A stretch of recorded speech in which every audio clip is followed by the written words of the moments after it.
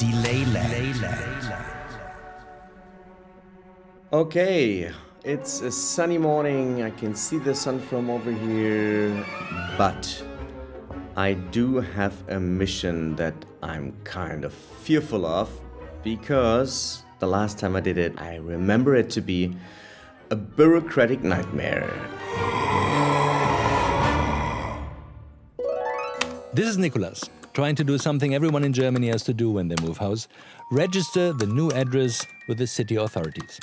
And that can be a nightmare, I know, because I've recently moved myself. So I feel for Nico. I truly do. Oh no. Oh no. I thought this would be finally easy. So, another day, another chance. Allerdings kann die Aufnahme Ihrer persönlichen Daten erforderlich sein. So, I'm on my way to the city hall. I have all the necessary paper, which is one, the confirmation of my landlord that I moved flats. And now let's see how smooth the whole thing goes. It would be so simple to do it all digitally. But no, not in Germany. This episode of Delayland is about digitalization in Germany, or the lack of it. Hey Andreas, how are you? I think it didn't work before, so can you hear me now? Yeah, I can hear you. Can you hear me? Yeah, more or less. Well, I'm Nicolas. And I'm Andreas. And this is Delayland. Germany and the missing magic. Brought to you by DW. Episode 4, What the Facts. Wow, the internet connection in the train was just awful. I could barely hear you. Bad internet, bad mobile connectivity. Who would expect that you would get a good signal in one of Germany's most densely populated areas? It's depressing. But to lighten your mood, here's a funny and telling story about the state of digital affairs in Germany. Let's go for it. In Germany, health insurance is mandatory, right? We all have an ID card for the doctor, and it's like a Medicare card in the US or in Australia. You present the card at the doctor's and the doctor bills your insurance company, right? But if you forget your card, the doctor has no proof you're insured. Happens, my doctor just tells me to bring it next time. Yep, mine does too. But some health insurance companies have apps that can confirm your insurance status there and then. Great! Digital proof, no plastic. Sort of. The app sends a fax. Fax? Yeah, some doctors in Germany still insist on faxes. They won't accept PDFs or QR codes as proof of identity or your health insurance. Wow, smartphone apps that send faxes, nice. But somehow fitting. Germany still loves its paper and rubber stamps, doesn't it? That's one of the reasons we still go to the city hall in person to register a new address. You're still traumatized, aren't you? A bit, yeah. The thing about fax machines, though, is this. They have become a symbol of stagnation in Germany. A young political party made a point of it in their campaign for an election in 2025 with the slogan "Keine Zeit für Faxen", no time for faxes. But as we all know, Faxen in German also means fooling around. Yeah, so we called this episode What the Facts. Well, what about the facts? Here are some facts first. Bitkom, an industry association for the German IT and telecommunications sector, surveyed more than 500 companies and found that fax machines were still very much in use. I thought the fax was dead, but like zombies, they are alive. I'm afraid so. Here's Bitkom's Felix Lessner. Around 3/4, like 77% of German companies still use fax machines, and 25% use it often or very often. Most of the companies, they state that it is essential for communication with the public authorities. So maybe this is where the problem lies. So the problem lies with public authorities. Are you ready to tell us about your experience at City Hall? Yeah. So we've mentioned that residents in Germany are required by law to register their address with the city or the town administration. In theory, it's very simple. Yeah, you tell them, here's my old address, here's my new one. They put a sticker on your ID with a new address and you're good to go. Exactly. And to be fair, you can do it online, but for that you need a digital ID, which I didn't have. And about 2/3 of the population doesn't have it. I don't have one either. I could have one set up last time I renewed my passport. I got a leaflet about it, but nobody explained me what it was for, so I didn't bother. There was no national awareness campaign or anything like it to inform people or get them inspired about digitalization. Right. And I've never needed one, not once, until I just moved and needed to register my new address.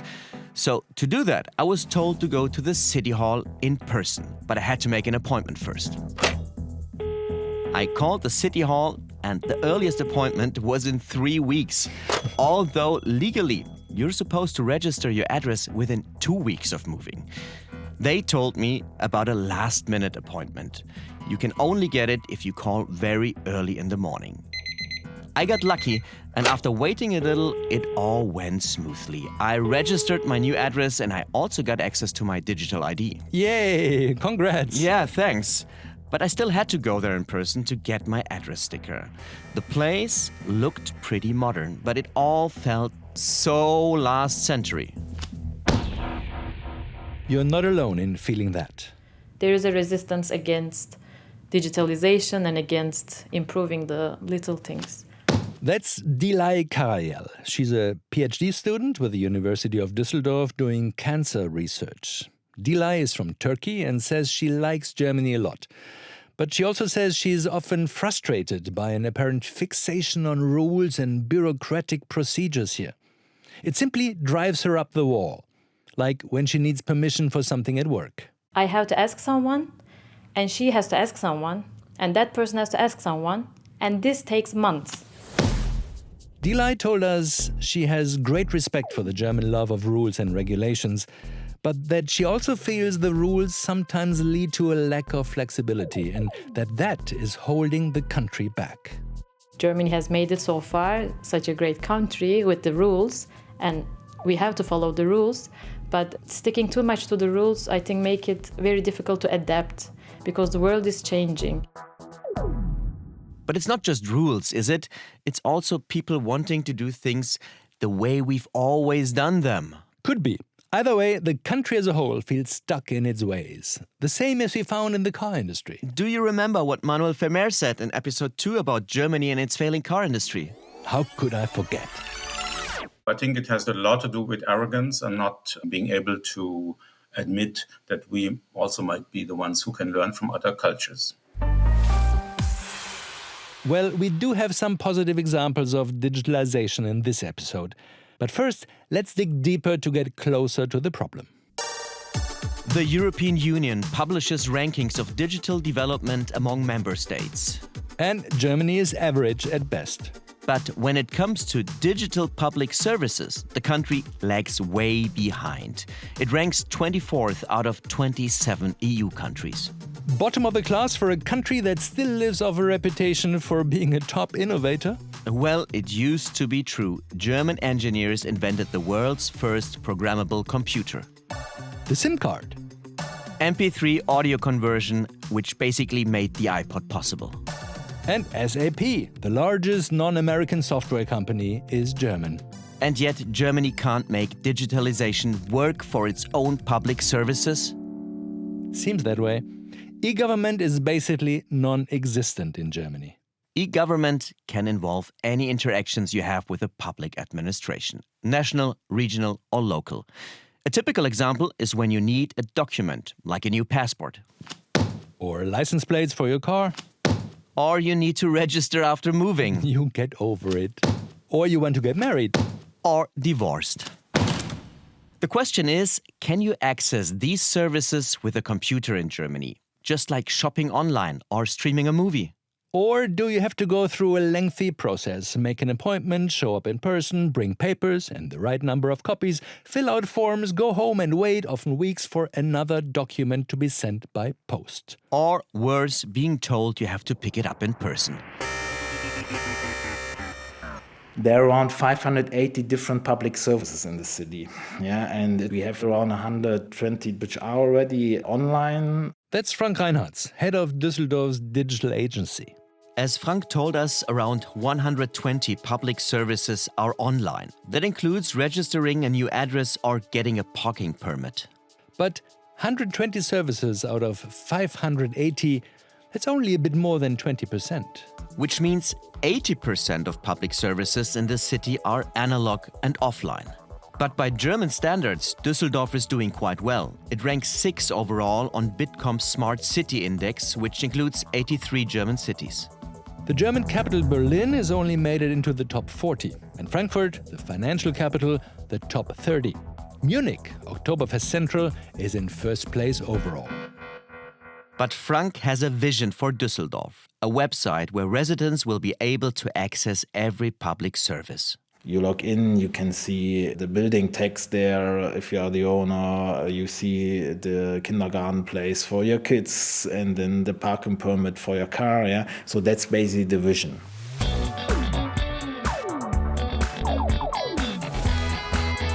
So what's stopping the vision becoming reality?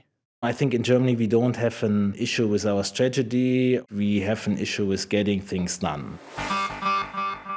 Frank Reinhardtz at Düsseldorf's digital agency points to another aspect that slows things down in Germany: the way the country is organized politically. In other words, the federal setup.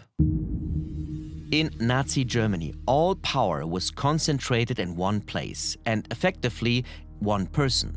In Berlin with Adolf Hitler.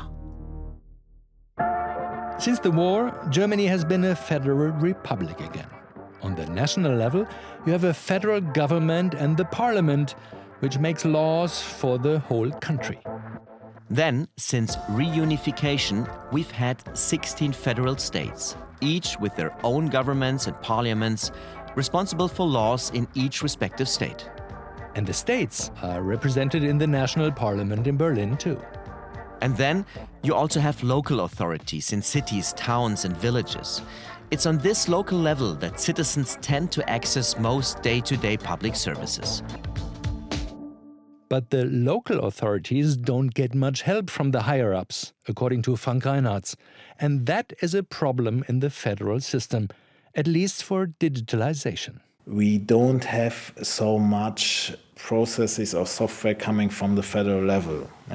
So that means each city basically has to find its own solution for a process which is nationwide. For example, car registration. In 2017, Berlin passed a law requiring administrations on both federal and state levels to improve their digital performance. The idea was to bring 575 public services online.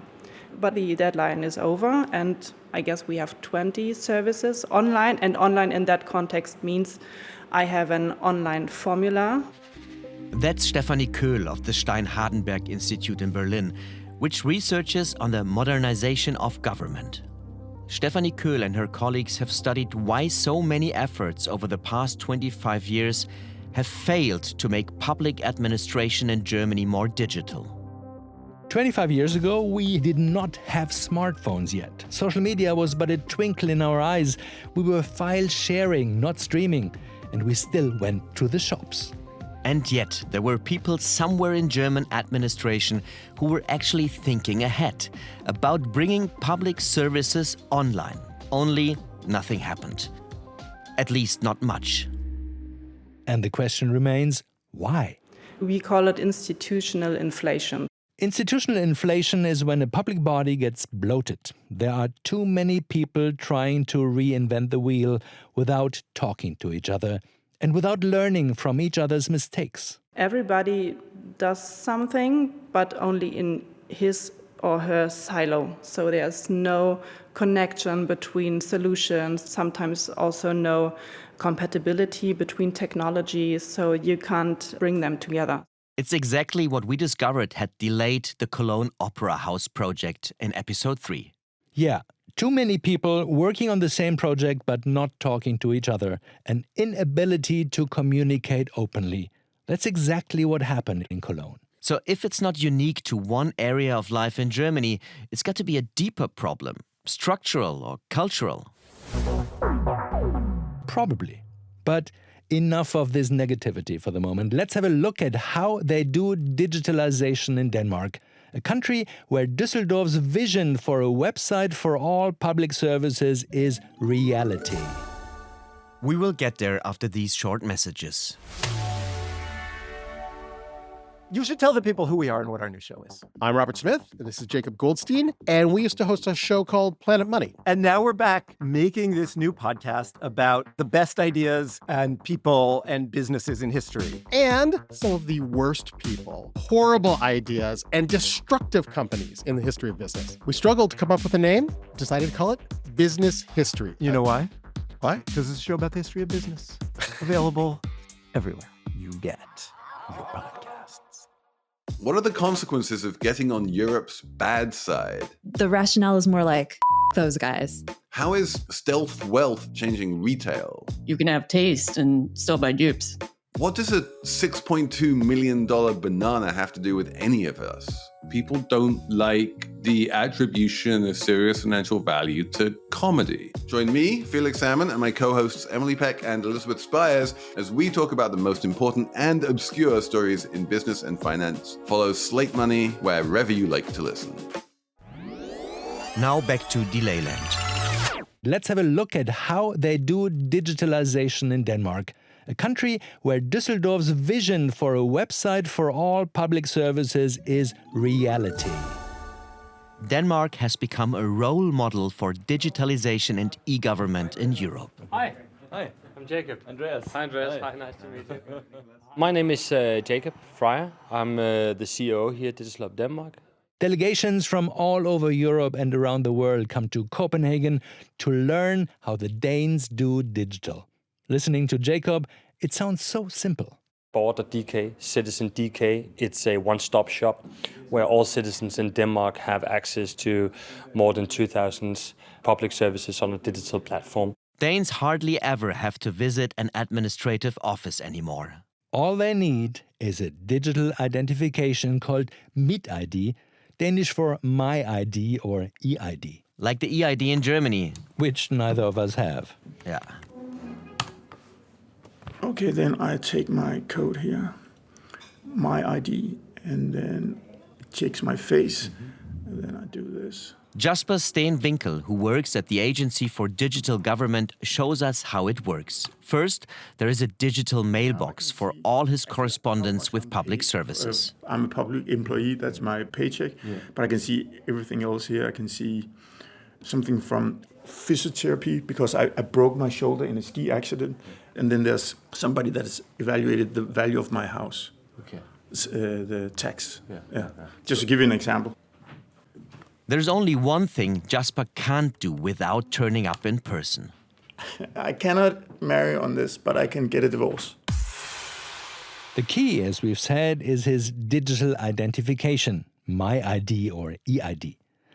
Adam Lebeck, the Deputy General of Denmark's Agency for Digital Government, told us almost everyone in Denmark has one. About 97% of the adult population in Denmark have EID, and 83%, I think, use it at least once a week. They use it all the time. But the difference to Germany is EID in Denmark is mandatory. The same goes for the digital mailbox. It's mandatory. Danes can opt out, but only for specific reasons, and only a small group do opt out. Danes can also use their EID as verification for online banking and other business applications.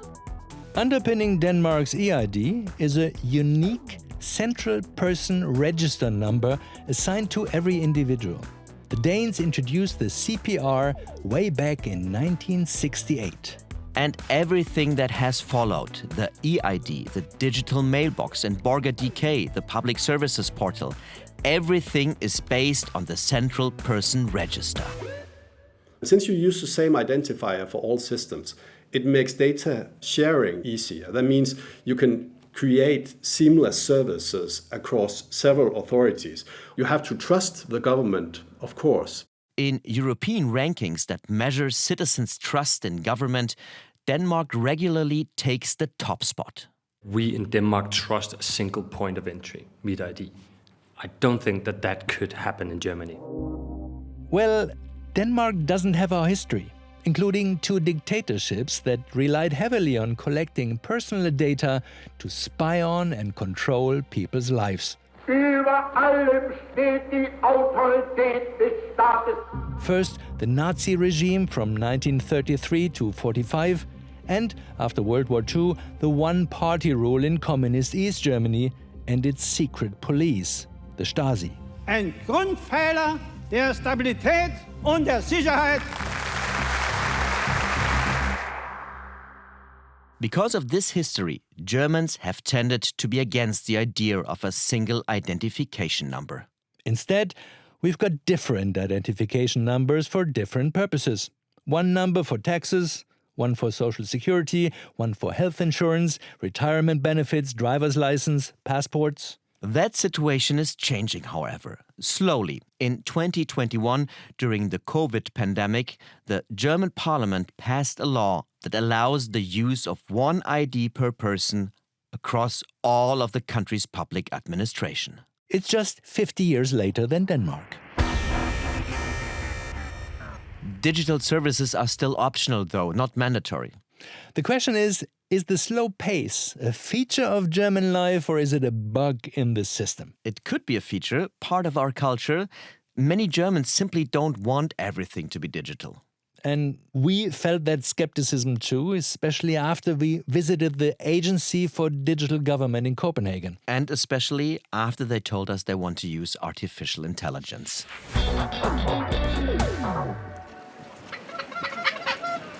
All right there, here we are on the street of Copenhagen. So Nico, they said they want to introduce some AI so that if you log onto the system knows everything about you and would suggest what is the next thing you should do. Maybe one day this whole paper that we're still handling in German public administration could be something positive. If one day we are all enslaved by AI, and only Germany is like the happy country where it doesn't work because the data is not even there in digital form. It's still on some document in some kind of administration's basement.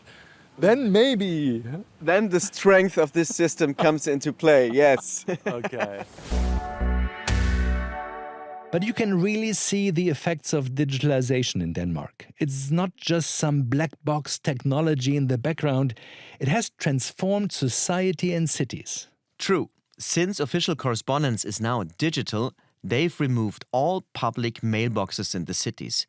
And when we were in Denmark, I didn't see a single person pay with cash. Jacob said Denmark was almost entirely cashless. I don't even have a wallet. I don't think I've paid for anything in cash in 2026. 2026? 5. It's all about the future, man.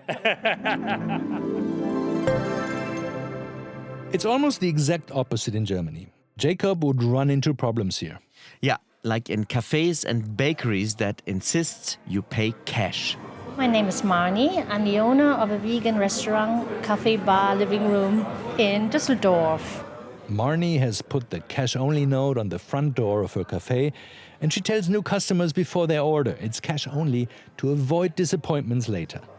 Cash only. Cash only because I'm old-fashioned. I believe money in my hand is money. If I have no control about it, and it's on a card, going to the bank, etc., I don't know. It's weird. Marnie told us bank fees for digital and card payments are too high. But there are also security issues. Yes, power outages, cyber attacks. But are those fears real or a bad case of German Angst? Probably a bit of everything. And we've shown in other episodes of Delayland that there is a general skepticism about change here. Let's say Germany would want to catch up with Denmark. Would that even be possible? I mean, Denmark laid the foundation for their digital transformation more than 50 years ago. And based on what we saw in the Cologne Opera, the rail network, the car industry, we are not sure Germany even knows how to move that fast. So we thought we'd visit a country that's living proof of how quick you can change. India.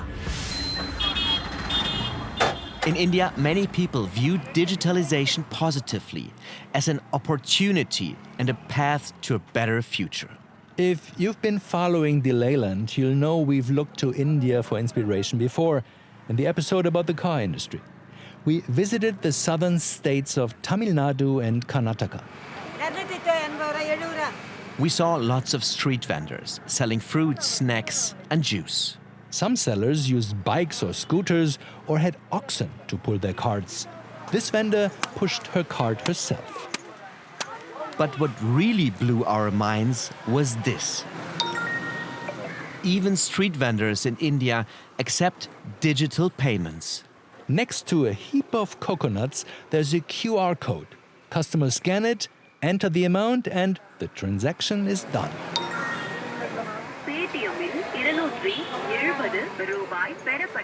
India did for digitalization what Denmark did, just much faster and on a much bigger scale.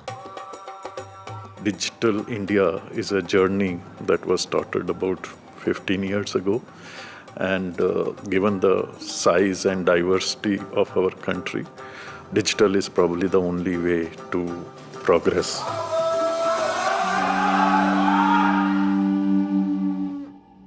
But how? India is vast and has many remote regions. It's also a federal democracy, like Germany and Denmark. We visited Bengaluru, formerly Bangalore. The city is often called the Silicon Valley of India because it's home to the biggest IT companies, both Indian and foreign.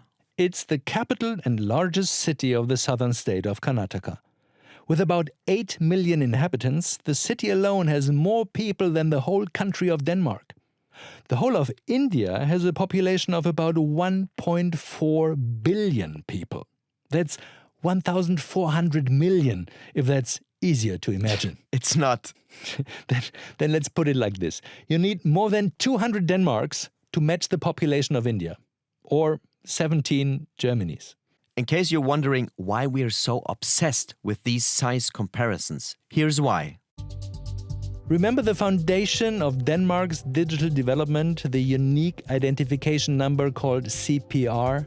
India introduced a similar number in 2009 and called it Aadhaar. Now, bear in mind India's population and that many people live in remote villages. Well, despite that, India pulled it off. Today, 99.9% of Indians have a personal number. After Aadhaar, India added a digital payment system called UPI, or Unified Payment Interface, making it possible for street vendors to take digital payments, for example. But it's bigger than that. Together, Aadhaar and UPI are the basic infrastructure, the technical foundation for India's warp-speed digital journey. We are on the way now to one of the biggest IT companies in India. TCS. Which stands for Tata Consultancy Services. It's part of this huge conglomerate, Tata, that does everything from steel to what? Toothpaste? I don't know. Exactly. And I'm super excited if we get a hint how they could do it that fast. And if there's something we can take back home to Germany, something that could tell us how we can digitalize a little bit faster. The TCS offices are located in an international tech campus. The vibe is a mix of business district and research hub. So let's go.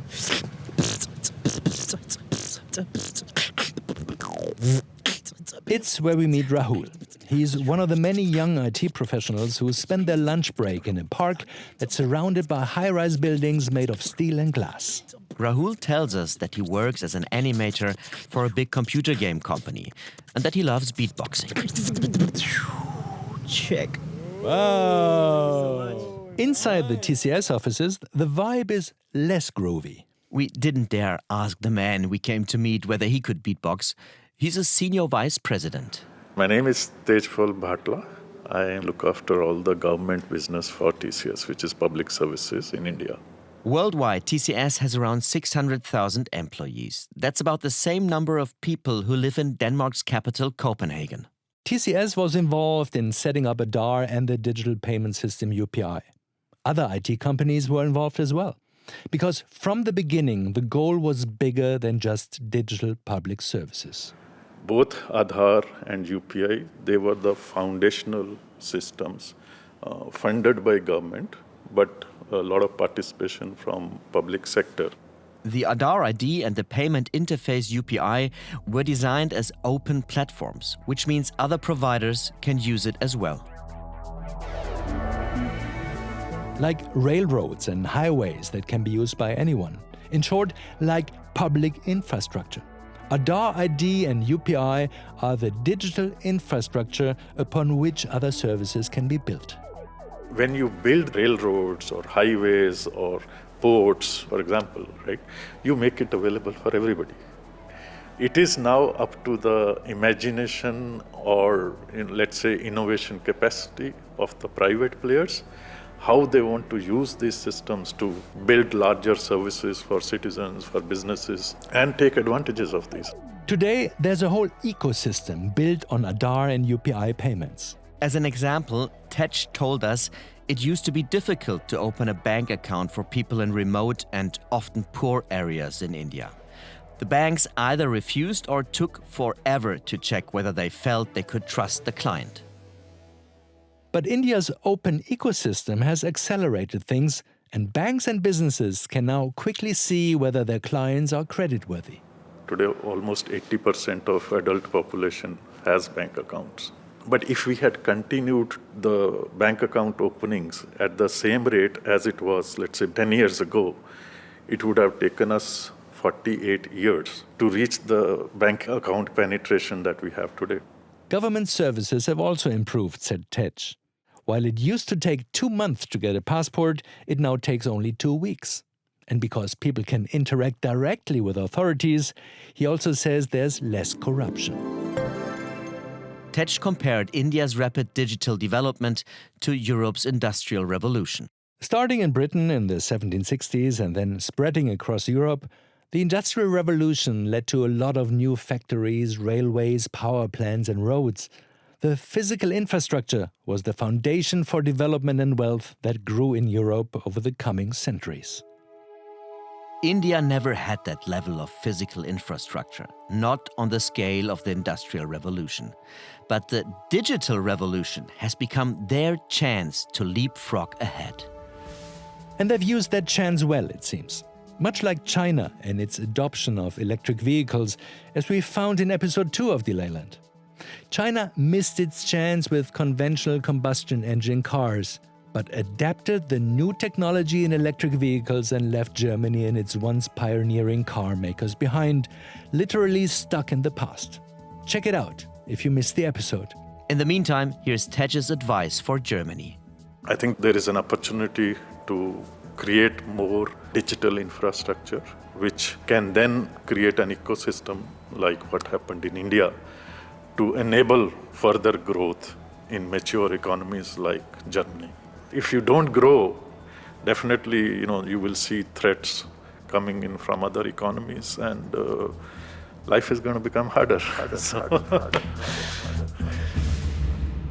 Back home, Tej's words still ring in our ears.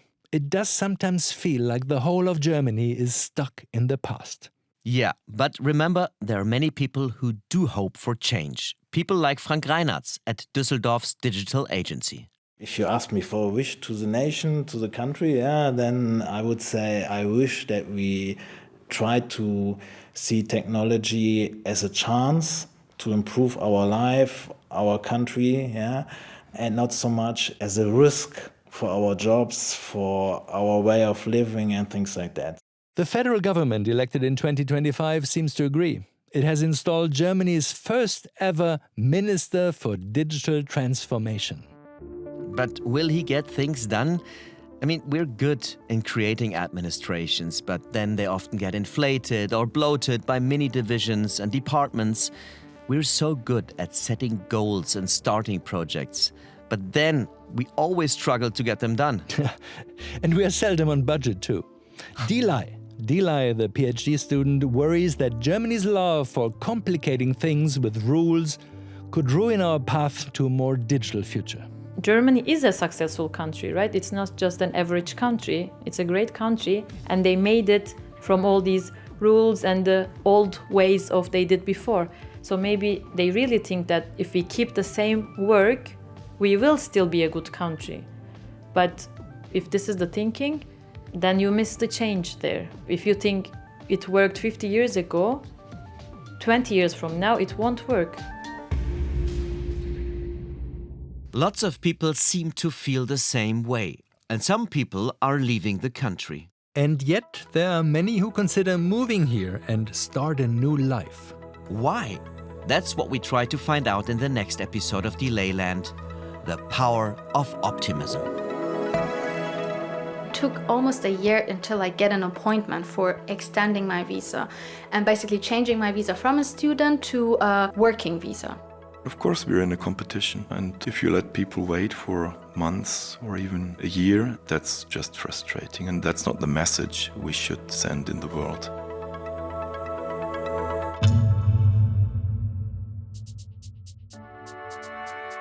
So, what do you think about Germany, and what should it learn from other countries? Share your thoughts and write an email to delayland@dw.com. And thanks to all of you who have already sent us messages. We really appreciate your feedback. Delayland, Germany and the Missing Magic is a DW production, researched, written and produced by us, Andreas Becker and Nicolas Martin. Our editor was Zulfika Abani. Sound design by Warner Poland, audio editing and mixing by Simon Berghan. Executive producer Judith Hartl. Special thanks to Thomas Neufeld, Ashutosh Pandey and the whole DW business team and the DW Hindi department. People who contributed to this episode: the Tamil Nadu office in Chennai, special thanks to our dear colleague Gunavati Manabalan, and to Stefan Alusa of the Indo-German Chamber of Commerce. Cover art Nora Charlotte Tom and Anke Jordan. Marketing Sam Baker and Sachin Sharma. If you like this podcast, hit subscribe, leave us a comment on your favorite podcast platform, and tell your friends about it. Thanks for listening, and come back next time. When headlines get louder, we go deeper. Say hello to Berlin Briefing, your guide to Germany's impact on the world. Between East and West, autocrats and democrats, Germany's whole system is under stress. Pressure from all sides. And the world around Germany is getting more dangerous. Is democracy glitching? Too much noise? Too little clarity? We decode what it means for you. From Berlin to right where you are. It's all in Berlin Briefing on YouTube and wherever you get your podcasts.